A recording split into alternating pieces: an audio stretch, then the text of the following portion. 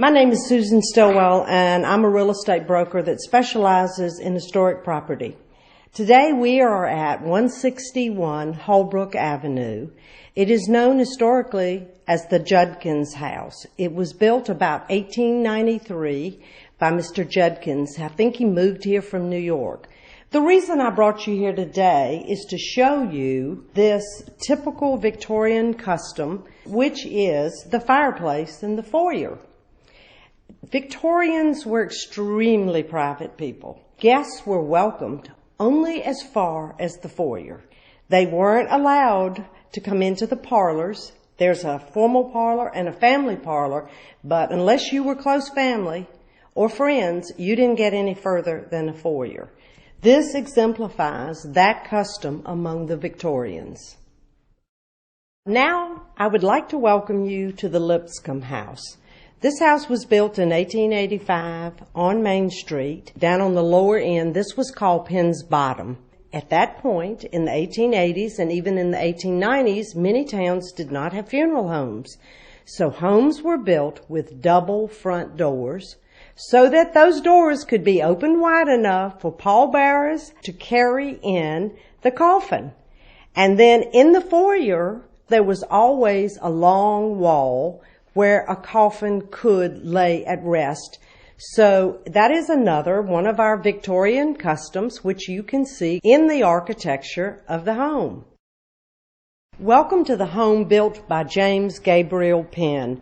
This is one of the grandest houses in Danville. This home was built in 1876. We are in the formal parlor, and this is an original oil painting. It was done by William Lysette, who came through Danville from Atlanta in about 1879. It was very common for itinerant artists to travel around to wealthy communities, knock on doors, and be commissioned to do original artwork. The interesting fact is that William Lysette's family was here earlier, and they hand-painted the tile surround of the fireplace.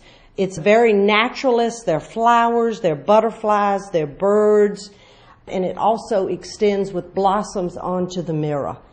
This is probably the best example of Victorian artwork that was built into a home of anywhere I've ever been. It's mansion quality.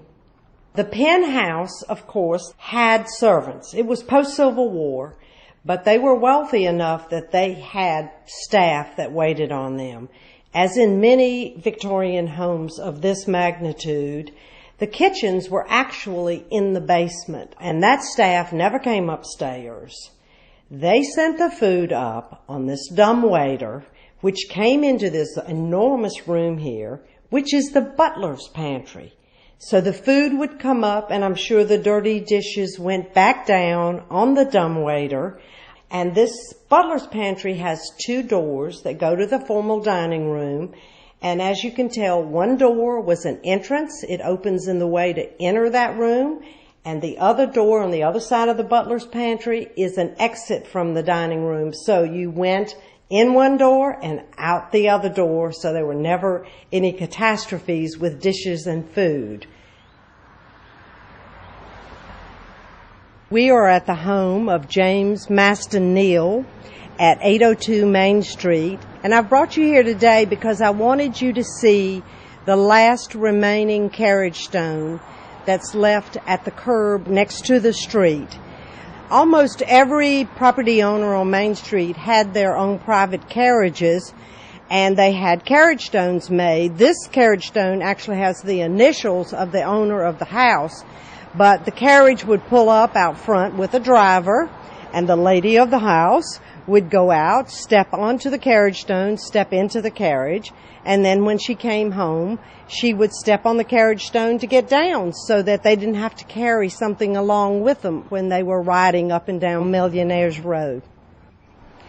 Now that you've been able to see inside some of the Victorian treasures of Danville, if you would be interested in the holiday tour, the second Sunday in December, check it out with DanvilleHistoricalSociety.org. And we have a tour guide now, Secrets Inside. Hope to see you on the sidewalks.